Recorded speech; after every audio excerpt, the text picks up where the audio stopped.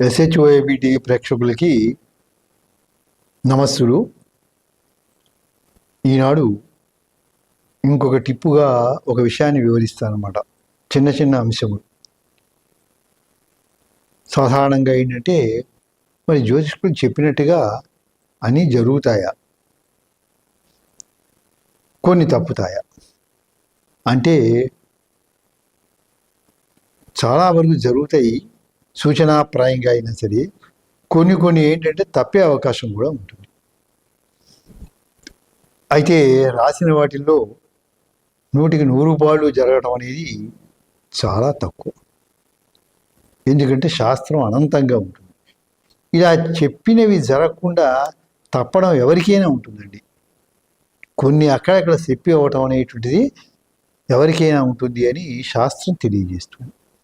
ఎందుకంటే ప్రసిద్ధంగా ఉన్నటువంటి జ్యోతిష్కులు ఉన్నాం, వాళ్ళు కూడా ఆంగ్ల గ్రంథాల్లో కానీ మిగతా గ్రంథాల్లో కానీ ఏం చెప్పారంటే ఈ జ్యోతిశాస్త్ర ప్రపంచంలో కొన్ని తప్పుతూ ఉంటాయి చెప్పినవి అని వాళ్ళే రాసుకున్నారు అన్నమాట యాసాలు. ఒక ఆయన నేను 1000 చక్రాలు పరిశీలించి చెప్పాను, చాలా జరిగినాయి, కానీ ఒక చోట మాత్రం అది జరగలేదు, ఎందుకు జరగలేదో నాకు తెలియదు అన్నాడు. కొన్ని మాకు కూడా అర్థం కావటం లేదు కొన్ని అని గ్రంథాల్లో కూడా వాళ్ళు రాస్తూ ఉంటారు. అక్కడక్కడ కొన్ని విషయాల్లో ఇంకా పరిశోధన చేయాల్సిన అవసరం ఉన్నది అని చెబుతూ ఉంటారు. కనుక ఇంకా ఏముందంటే అపవాదగా వీటిలో కొన్ని కొన్ని చెప్పినటువంటి మంచి చెడులు రెండు చెప్పినప్పుడు కొన్ని చెడు జరుగుతున్నాయి, నెగిటివ్ పాయింట్స్, కానీ మంచి తక్కువ జరుగుతున్నాయి అని కూడా కొన్ని చెప్తారు అన్నమాట. ఇవి వీళ్ళు చెప్పడం అనుకోవడం కాకుండా గ్రంథాల్లోనే గ్రంథకర్తలు రాసినటువంటి విషయం నేను చెప్తున్నాను. ఇవి ఎందుకు తప్పుతూ ఉంటాయి అప్పుడప్పుడు అంటే కొన్ని కారణాలని మీకు నేను వివరిస్తాను యాజ్ పర్ మై నాలెడ్జ్ అనమాట. ఏమిటంటే శాస్త్రం అనంతంగా ఉంది. ఒక చిన్న పుస్తకం ఏదో తీసుకుని 20 పేజీలు 30 పేజీల పుస్తకం ఏదో తీసుకుని ఆ పుస్తకం ఒకటి చదువుకుంటే మనకి విద్య అంతా వచ్చేస్తుంది కాబోలు అని అనుకుంటారు. అలా కాదు, అనంతంగా ఉంది. అంటే చాలా ఉన్నాయన్నమాట, అనేక భాషల్లో. దీంట్లో కూడా అనేక గ్రంథాలు ఉన్నాయి, అనేకమైన గణిత విధానాలు కూడా ఉన్నాయి. కొన్ని గణిత విధానాలు కూడా అర్థం కావు వెంటనే చూడగానే. వాటికి స్టడీ చేసి మనం తెలిసిన వాళ్ళ దగ్గరికి చెప్పించుకుంటేనే తప్ప అది ఏమిటో మనకి అర్థం కాదు. ఆ రకంగా కూడా కొన్ని ఉన్నాయన్నమాట. కనుక అనంతంగా ఉండేసరికి మిస్ అయ్యే అవకాశం ఉంటుంది. అనేక విధానాలు ఉన్నాయి. ఈ అనేక విధానాలు ఉండేసరికి మనం ఒక విధానంలో చెప్పినప్పుడు ఇంకో విధానంలో కాక అదే సక్సెస్ అయి ఉండవచ్చు అనమాట. అందువలన కూడా అప్పుడప్పుడు స్లిప్ అవుతూ ఉంటుంది అనమాట. అంటే శాస్త్రం అనంతంగా ఉండటం చేత చెప్పే వ్యక్తికి అవన్నీ తెలిసి ఉండకపోవచ్చు. కొన్ని విధానాల్లో ఆయన చెప్తాడు, ఇంకొన్ని విధానాల్లో ఇంకోళ్ళు చెప్తారు. కనుక ఆ విధానాల్లో తేడాల వలన కూడా తప్పేటువంటి అవకాశం ఉంటుందన్నమాట. ఎంత గట్టిగా అనుకున్నప్పటికీ కూడా జరగనటువంటివి కూడా కొన్ని ఉంటాయి. చెప్పినటువంటి విధానాల్లో తేడాల వలన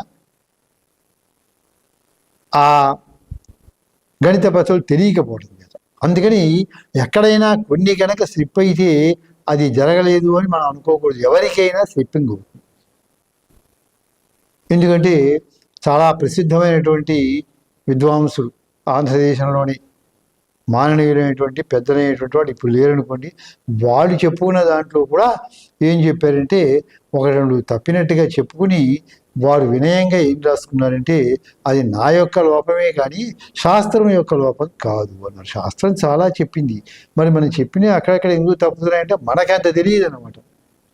ఒక విధానం తెలిసిన వ్యక్తికి ఇంకో విధానం తెలియదు. దీంట్లో కూడా అనంతమైనటువంటి గణితం ఉంటుంది. అది తెలియకపోవడం చేత కూడా తప్పే అవకాశం వస్తుంది. తర్వాత ఇంకా ఎందుకు తప్పుతాయి అంటే అపవాదాలు కొన్ని ఉంటాయి. డిగ్రీ, ఇంజనీరింగ్, పీజీ పూర్తి చేసి కూడా ఉద్యోగాలు లేకుండా నిరాశగా ఉన్నారా? బ్యాంకు ఉద్యోగాలైతే బాగుంటాయి, కానీ పోటీ పరీక్షల శిక్షణా సంస్థల్లో ఫీజు మీకు భారంగా అనిపిస్తుందా? అయితే ఆలస్యం ఎందుకు? మన వెనిగండ్ల ప్రక్కనే ఉన్న కౌండిన్యపురంలోని కౌండిన్య ఐఏఎస్ అకాడమీలో హైదరాబాద్ నుండి అత్యున్నతమైన ఫ్యాకల్టీతో ఆర్థిక భారం మోయలేని వారికి సేవాభావంతో లాభాపేక్ష లేకుండా కేవలం మంచి ఫ్యాకల్టీతో అతి తక్కువ ఫీజుతో నిర్వహించబడుతున్న మన ఐఏఎస్ అకాడమీలో చేరండి, చేర్పించండి, ఉద్యోగం సాధించండి. వివరాలకు doctor E V Narayana, retired principal, TGPS college, Guntur, founder and chairman cum managing trustee, Guntur, Andhra Pradesh. Cell number 9966112933. అపవాద అంటే మనం లోకంలో ఏమనుకుంటామంటే ఏదో అపవాదం వచ్చిందండి అంటే నింద వచ్చిందండి అనుకుంటాం. ఇక్కడ అపవాద అంటే నింద అని కాదు, ఎక్సెప్షనల్ రూల్స్ అనమాట. ఒక రూల్ చెప్పిన తర్వాత దానికి మళ్ళీ కింద అమెండ్మెంట్స్, ఎక్సెప్షనల్ రూల్స్ ఉంటాయి అనమాట. జీవోలు వీటికైనా ఏ రూల్కైనా ఉంటుంది. ఈ ఎక్సెప్షనల్ రూల్స్ చాలా ఉంటాయి అన్నమాట. ఇది ప్రధానమైన అంశంగా మీరు గుర్తుంచుకోండి. ఒక రూల్ ఇలా జరుగుతుంది అని చెప్పిన తర్వాత ఈ పరిస్థితుల్లో జరగదు అని కింద కొన్ని ఇస్తాడు ఎక్సెప్షన్స్ అన్ని కూడా.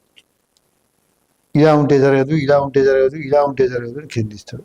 అవి చూసుకోకుండా మూలంగా ఉన్నటువంటి దాని ప్రకారం జరుగుతుంది అని చెప్తే అది జరగదు. కింద ఏమేమి ఇచ్చాడు మళ్ళీ కింద సవరణలు, ఇలా ఉంటే కాదు, ఇలా ఉంటే కాదు, ఇలా ఉంటే కాదు చెప్పుకుంటూ వచ్చాడు. అవి ఏమన్నా పట్టే అనుకోండి అప్పుడు చెప్పిన ఫలితం కూడా జరగదు. ఈ సవరణలు అనేటువంటిది చాలా ఎక్కువ ఉంటాయి మిగతా శాస్త్రాల కంటే. ఈ శాస్త్రంలో అన్ని సవరణలు ఉండేసరికి ఈ చెప్పే వాళ్ళకి తెలియదు. వాళ్ళు కూడా చదువుకుంటే తెలుస్తాయి. వాళ్ళు కూడా చదువుకుని చెప్పేవాళ్ళు కూడా ఉంటారు చాలామంది. ఇవి ఎక్కువ అయిపోవడం చేత కూడా ఒక్కొక్కసారి స్లిప్ అయ్యే అవకాశం వస్తుంది అన్నమాట. ఇలా ఉంటే జరుగుతుంది అని ఉంది, జరుగుతుందని చెప్పారు, ఈ కండిషన్స్లో అయితే పని చేయదు అని కింద పడి ఉంటాయి. అందుకని అవన్నీ కూడా చూసుకోవాలి. అవి ఎక్కువగా ఉండేసరికి అపవాదం అనేటువంటిది స్లిప్పింగ్ అయ్యే అవకాశం వస్తుంది. కానీ చాలా వరకు జరుగుతాయి. ఆ ట్రేసెస్ అన్నీ కూడా తీయగలుగుతూ ఉంటారు. ఎక్కడన్నా కొన్ని ఒకటి రెండు విషయాలు స్లిప్పింగ్ అనేది ఎవరికైనా ఉంటుంది. ఖచ్చితంగా చూసినట్టుగా 100% అట్లా ఎవరికి కూడా రాదు. ఎందుకంటే ఎక్కడ ఏ శాస్త్రంలోనూ కూడా 100% ఉండదు. 80%, 90% ఖచ్చితంగా ఉంటుంది. అంతేగాని 100% అంటే ఉండకపోవచ్చు అనమాట.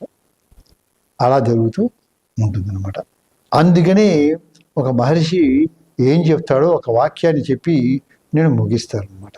ఏంటంటే ఒక యాస్కుడి మహర్షి చెప్తాడనమాట. ఏం చెప్తాడంటే నైష స్థానోరపరాధ ఏదైనా మంధోన పరిస్థితి.